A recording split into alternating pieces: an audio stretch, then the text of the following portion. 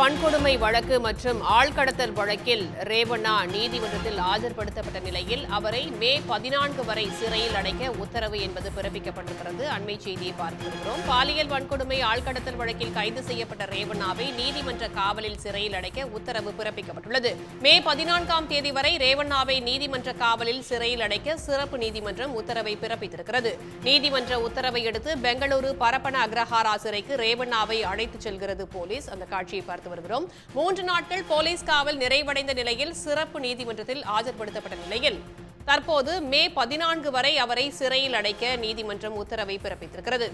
மேலும் 5 நாட்கள் போலீஸ் காவலில் விசாரிக்க அனுமதி கோரி சிறப்பு போலீசார் அனுமதி கேட்டிருந்த நிலையில் மே 14 வரை சிறையில் அடைக்க நீதிமன்றம் உத்தரவை பிறப்பித்திருக்கிறது.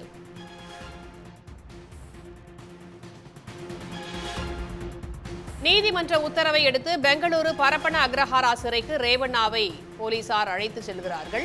3 நாட்கள் போலீஸ் காவல் நிறைவடைந்த நிலையில் சிறப்பு நீதிமன்றத்தில் எஸ்ஐடி போலீசார் ஆஜர்படுத்தினார்கள். மேலும் 5 நாட்கள் போலீஸ் காவலில் விசாரிக்க அனுமதி கோரிய நிலையில் மே 14 வரை சிறையில் அடைக்க உத்தரவு பிறப்பிக்கப்பட்டுள்ளது. இது பற்றிய கூடுதல் தகவல்களோடு இணைகிறார் செய்தியாளர் செந்தில்நாதன். செந்தில், விவரங்களை சொல்லலாம்.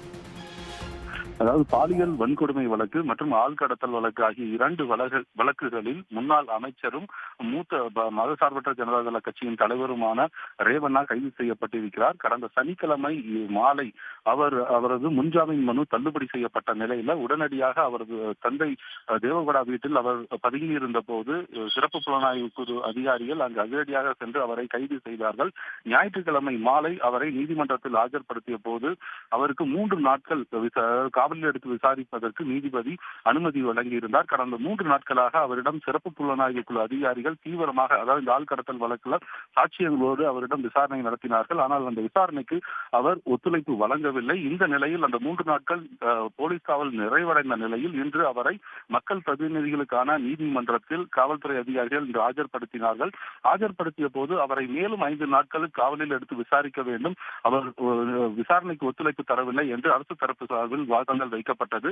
மறுபுறம் ரேவண்ணாவின் வழக்கறிஞர் அவருக்கு உடல் நலம் சரியில்லை, ஆகையால் நாங்கள் ஏற்கனவே ஜாமீன் மனு தாக்கல் செய்திருக்கிறோம், தற்பொழுது அவர் விசாரணைக்கு ஒத்துழைப்பு வழங்க முடியாது, நீதிமன்ற காவல் வேண்டும் என்று அவர்கள் தரப்பில் கோரிக்கை வைக்கப்பட்டது. இந்த நிலையில்தான் ரேவண்ணாவை 7 நாட்கள் சிறையில் அடைக்க நீதிபதி உத்தரவு பிறப்பித்திருக்கிறார். தற்பொழுது 7 நாட்கள் மே 14ஆம் தேதி அவரை மீண்டும் நீதிமன்றத்தில் ஆஜர்படுத்த வேண்டும் என்று நீதிபதி உத்தரவு பிறப்பித்திருக்கிறார். இதையடுத்து அவர் நேரடியாக தற்பொழுது பெங்களூரு நகரில் உள்ள பரப்பன அக்ரஹாரா சிறைச்சாலைக்கு அழைத்து செல்லப்படுகிறார். இன்னும் சிறிது நேரத்தில் அவர் ரேவண்ணா முன்னாள் அமைச்சர் பரப்பன அக்ரஹாரா சிறைச்சாலையில் அடைக்கப்பட இருக்கிறார்.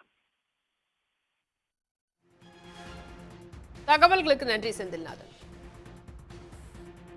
உடனுக்குடன் செய்திகளை தெரிந்து கொள்ள சன் நியூஸ் பெல் ஐகானை கிளிக் பண்ணுங்க.